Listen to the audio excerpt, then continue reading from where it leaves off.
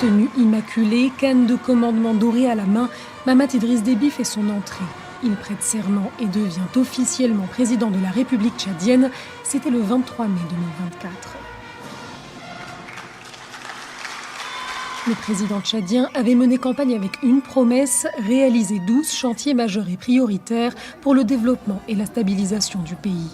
Une année s'est écoulée et pour le parti au pouvoir, le bilan est encourageant.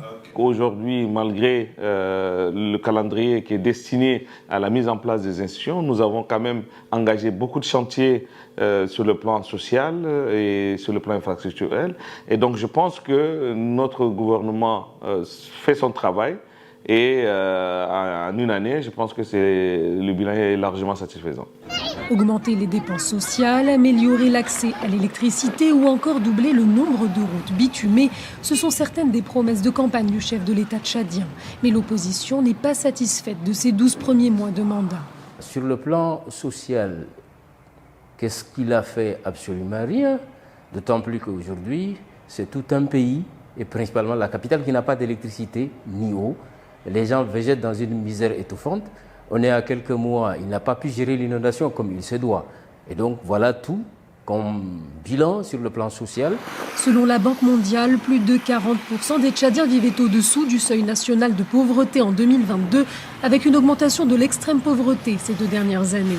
Il reste donc 4 ans pour Mahamat Idriss Déby afin d'inverser cette tendance.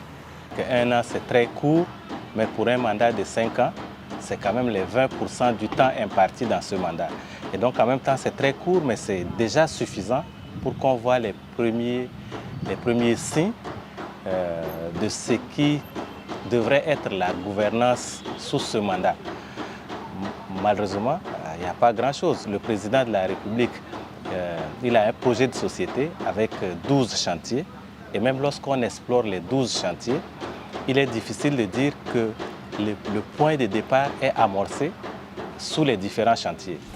Les principales réalisations ont été d'ordre politique, comme l'organisation d'élections législatives et locales marquant la fin de 3 ans de transition, ou encore la rupture des accords de coopération militaire avec la France.